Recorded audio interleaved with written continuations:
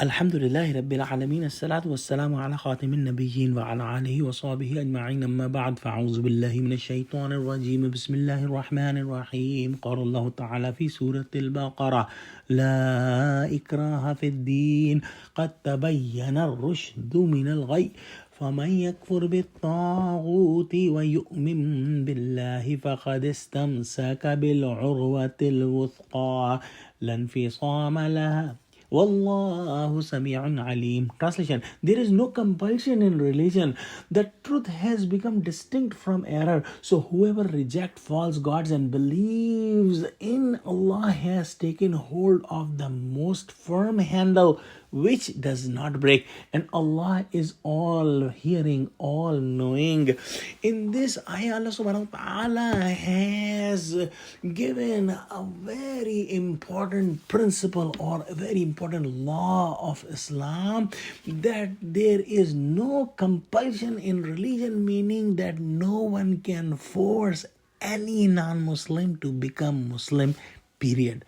This is written in Quran. Now, if somebody has done that in the past, they have done it according to their wish and will. It is not according to the commandments of Allah subhanahu wa ta'ala. And we know from the history that it was not done in the history.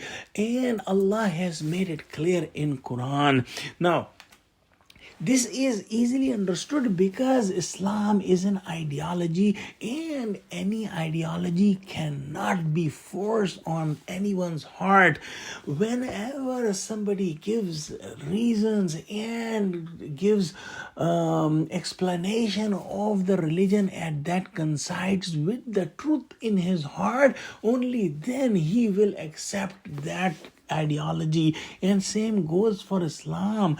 And one more point, that if somebody forces Islam on someone with a gun or with a knife, even if he accepts Islam at that time, as soon as that gun or knife goes away, he will revert back to his own religion. So it makes sense that forcing the religion on anyone is not practical, and similarly it is not ordered by Allah. And then Allah says that the truth has become distinct from error, meaning that Allah has spread His word. Now the Quran is available in all languages in every country, and anyone can have access to Quran from internet or other sources.